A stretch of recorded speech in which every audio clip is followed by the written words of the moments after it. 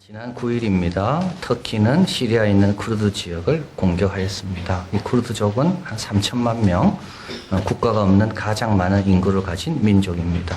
시리아, 터키, 이라크, 이란, 아르메니아에 흩어져서 살고 있습니다. 터키 같은 경우는 인구의 한 20%가 이 쿠르드족입니다. 터키는 쿠르드족의 독립을 많이 반대했기 때문에 터키에서는 지금도 이 쿠르드족에 대한 이 핍박, 이 차별이 아주 많다고 그래요.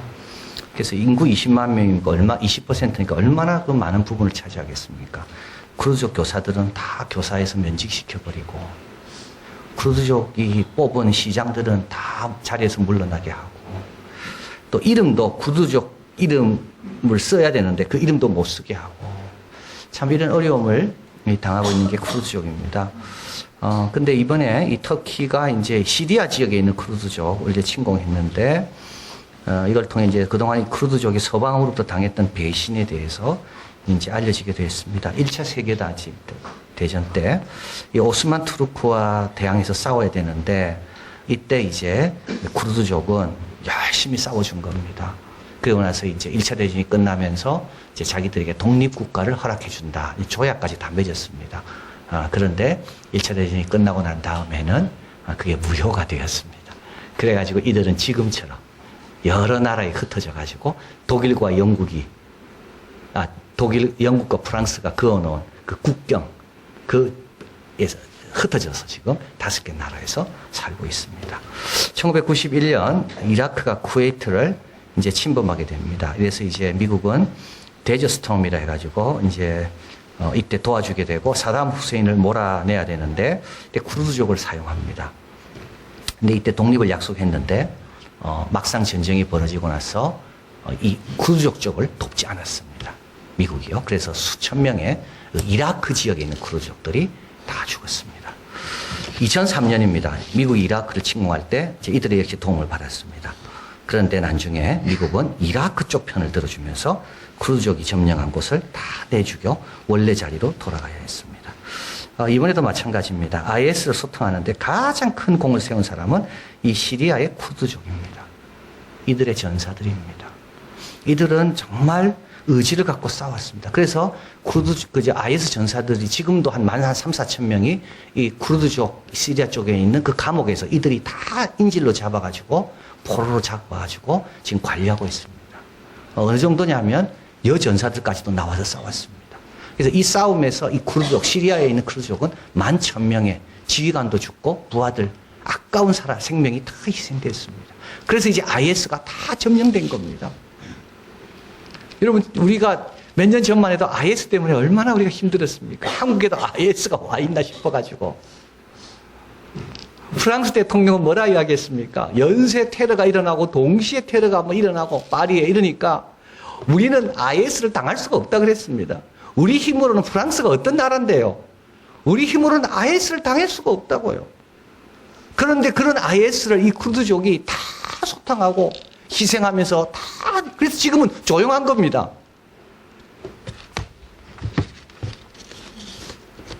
근데 이제 IS가 힘을 잃게 되니까 이제 미국은 작년부터 철수할 계획을 발표했고, 미국이 철수하면 어떻게 됩니까? 터키가 들어오게 돼 있거든요. 그리고 터키가 들어오기 3일 전에 미국 대통령은 우리는 더 이상 터키가 뭘 하든지 상관하지 않는다, 이렇게 말했습니다. 그래서 터키가 들어온 거죠. 그랬을 때 뭐라 이야기했습니까? 이거는 쿠르드족 당신의 문제니 당신이 해결해라. 자, 그래가지고 미국 공화당하고 특별히 이반젤리칼, 복음적인 기독교인들이 이거는 미국이 아니다. 그래가지고 다시 마이크 펜스하고 폼페이오를 보내가지고 협상을 해서, 근데 협상도 쿠르드족에 다 불리한 겁니다. 한 36km 정도 터키와 쿠르드족 접경에 있는 그걸 다 이 쿠르드족이 시리아 접경을 다 자기들이 관리하고 있었는데 그 36km를 다 내주는 걸로. 여러분, 믿고 의지했고 약속을 지키지 않으면 이래 됩니다. 약한 나라가 강한 나라의 약속을 믿고 그렇게 희생하고 헌신하고 따랐는데 참 이렇게 결정적인 순간에 약속을 지키지 않으면 이 약한 나라는 이렇게 되는 겁니다. 여러분, 성경은 어떨까요? 이스라엘 역사는 어떤 역사입니까? 약한 이스라엘이 강한 하나님과 약속을 했는데 우리 하나님은 도적이 오든 강도를 만나든 끝까지 버리지 않고 책임지시는 그 하나님입니다. 하나님과 우리 관계에서 염려할 거는요, 하나님이 우리를 버리는가가 아닙니다. 우리가 하나님을 버리는가가 실제로 염려할 문제. 이스라엘 백성이 그랬습니다. 그들은 배가 불렀을 때 여호와를 발로 찼습니다. 근데도 하나님은요, 그들이 도와달라면 또 도와주시는 겁니다. 자기 오늘 본문입니다. 이제 오늘 본문에 언약이라는 말이 나옵니다. 9절에 내가 저희 열조들의 손을 잡고 애굽 땅에서 인도하여 된 날에 저희와 세운 언약. 8절에 내가 이스라엘 집과 유다 집으로 새 언약을 세운다. 여러분, 언약을 세운다는 말은 뭡니까? 언약을 세운다는 말은요, 상호 의무에 대해서 그걸 명문화하는 게 언약입니다. 당신은 이걸 행하고 나는 이걸 행하고, 그래 동의하냐? 동의한다. 그럼 이걸 기록으로 남기자. 이게 언약입니다. 그래서 어떤 번역은 이걸 계약이라고 말합니다. 여러분, 계약서 쓰잖아요. 나는 얼마 낼 거고 당신은 얼마 동안 나한테 보장하고, 내가 이걸 돌려줄 때는 내가 원상 복귀해가 돌려줄 것이고, 당신은 그때 그 원금을 나한테 돌려줘야 되고, 그게 계약서입니다. 말로 하는 게 아닙니다. 이 언약이 바로 그 뜻입니다. 약속을 그냥 하는 게 아닙니다. 명문화하는 겁니다. 동의한 내용을.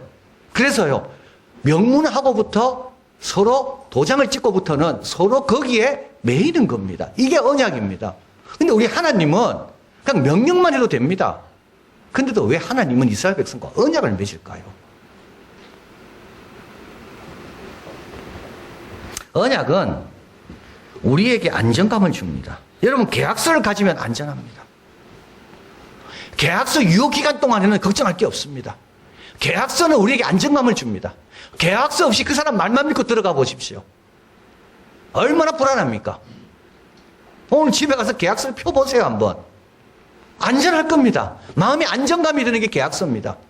그리고요, 미래를 예측하게 됩니다.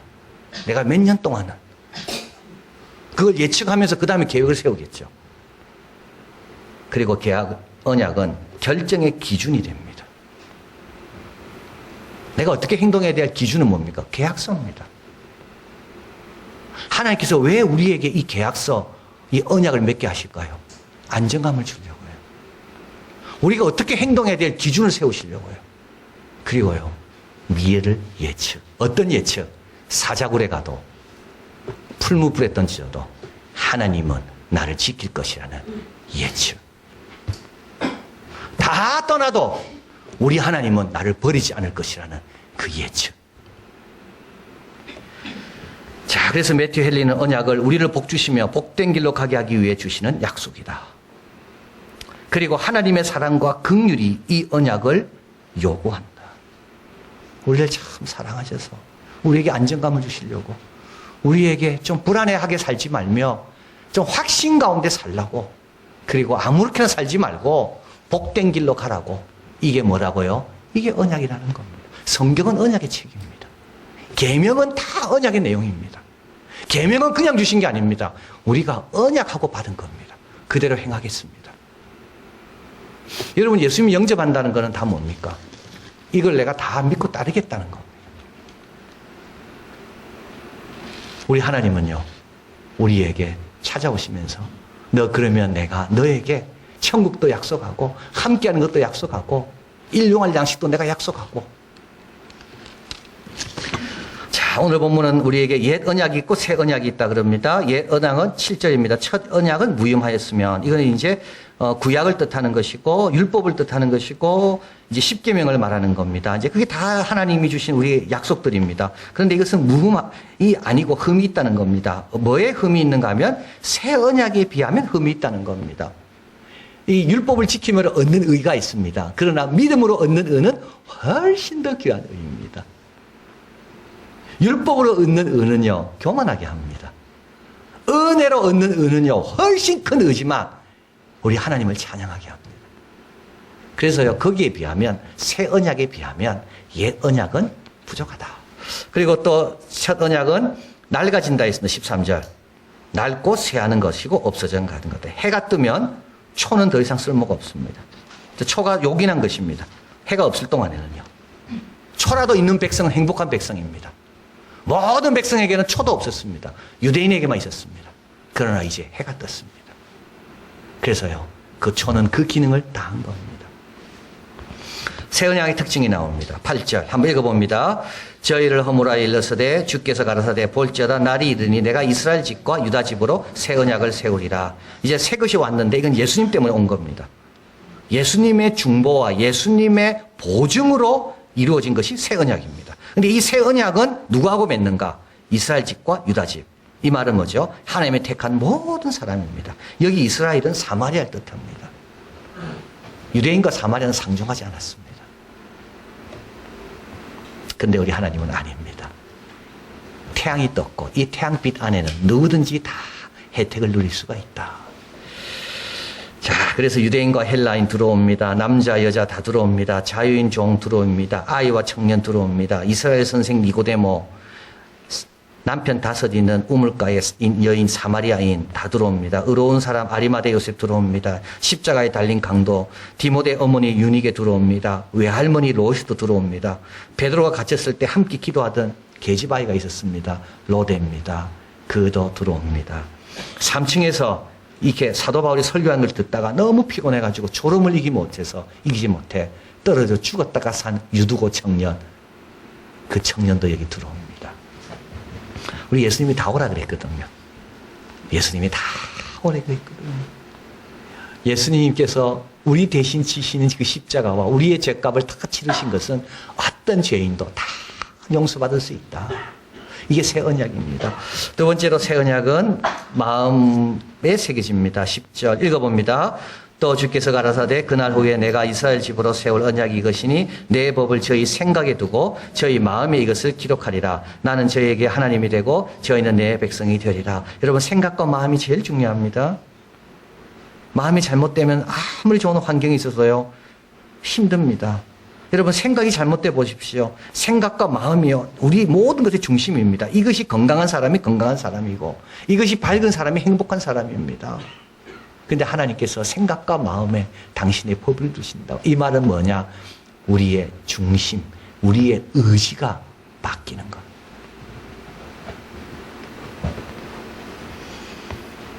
어떻게 바뀝니까? 하나님과 진정한 연대할 수 있는 것으로 바뀝니다. 이게 거듭난 사람의 특징입니다. 여러분, 거듭난 사람은요 하나님과 연대합니다. 하나님으로 기뻐합니다. 하나님의 영광이 더 많아지기를 원합니다. 물론 항상 그렇진 않아요.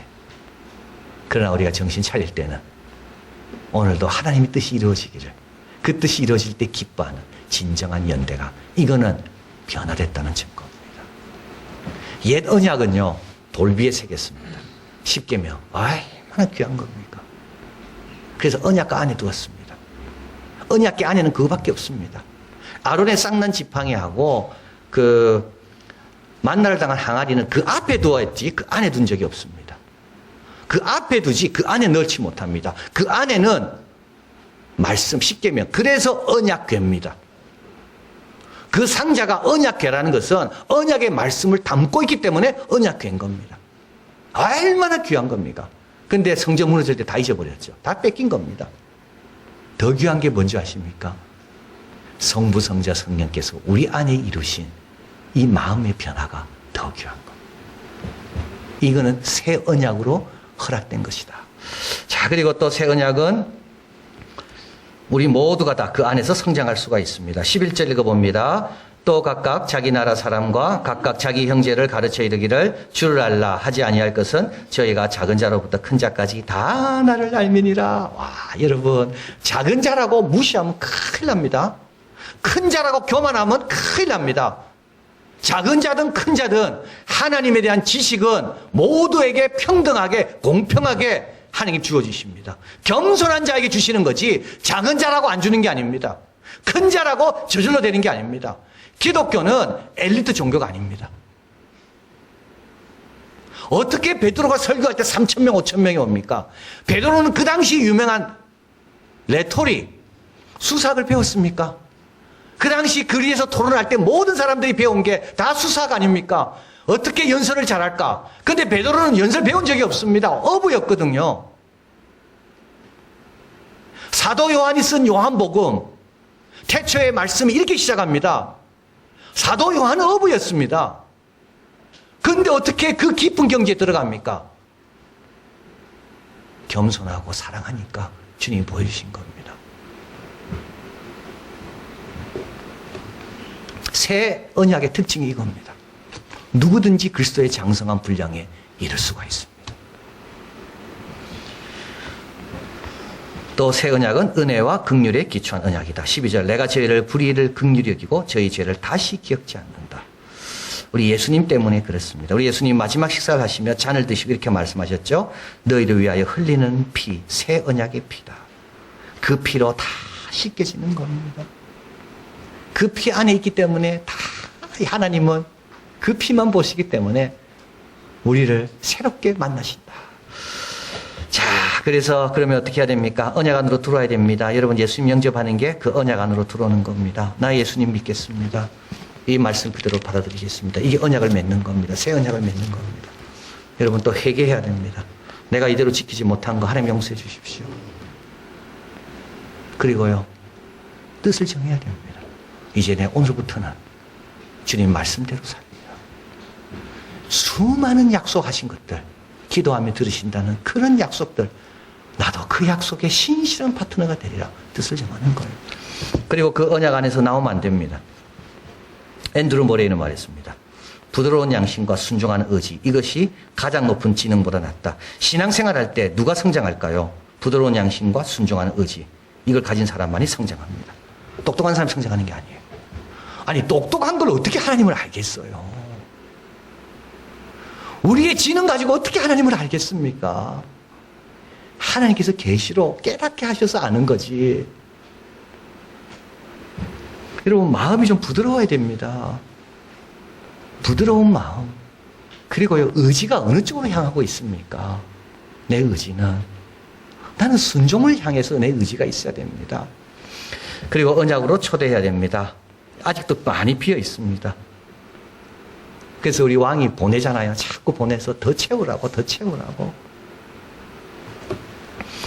쿠르드족의 안타까운 현실을 생각하며 이제 집으로 돌아오는데 새벽에 기도 끝나고 극동방송에서 한 목사님이 한 설교가 이제 그분이 설교하시면서 시편 71편을 인용했습니다. 그 71편은 이거는 노인의 시입니다. 여러분 집에 가서 꼭 한번 71편 읽어보십시오. 이 71편은 노인의 시입니다. 노인이 힘은 없고 의지할 데는 없고 다른 사람 다 떠났고 혼자 외로이 남아서 이 백발이 된 이 노인이 하나님께 탄식하는 내용이 71편입니다. 71편 9절 나를 늙을 때 버리지 마시며 내 힘이 쇠약한 때 떠나지 마소서. 나의 원수들이 내게 대하여 말하기를 나의 영혼을 엿보는 자가 서럽게 하여 이르기를 하나님이 저를 버렸기 때문에 따라잡으리라. 건질 자가 없다 하더라.